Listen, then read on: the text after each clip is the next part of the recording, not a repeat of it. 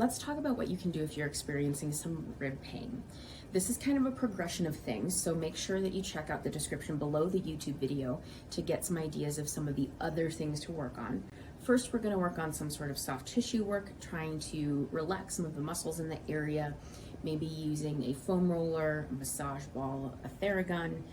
We can use the foam roller to work on spine mobility, as well as a couple of stretches to try to get things moving a little bit, and then follow some of that up with what these techniques that we're going to be talking about here in a second. We've got two different options. The first one is good for when it feels like it's kind of more upper rib, especially in the back. And then the second one is better if it's sort of the lower portion of the rib cage. So let's talk upper portion first. We're gonna roll up a towel roll, or you can use something a little bit more firm. I would not suggest something like a tennis ball or anything, because that is quite uncomfortable if you do that. We're going to put this on the side where we're feeling that discomfort. So let's say it's somewhere between my spine and shoulder blade on my right side. So this roll is gonna go right between me and the wall. I'm going to lean into it with as much pressure as feels comfortable, but it should not be causing a lot of pain with that pressure. My right hand is going to come across to my left shoulder with my elbow sticking out in front of me.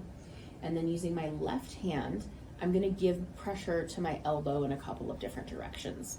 The first one, I want to feel like my elbow's coming up towards my face, but my left hand is blocking that. We're going to start with light resistance. You can increase a little bit if that's feeling okay.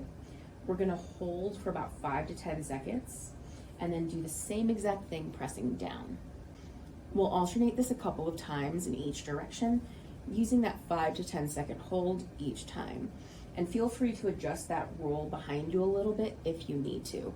But this should feel like it's pressing kind of right on the spot that feels like it's uncomfortable and needs some attention.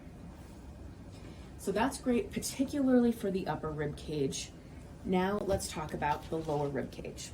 I'm gonna take a TheraBand, and the wider the better. If this is a pretty narrow one, it gets a lot harder to use in quite the same way.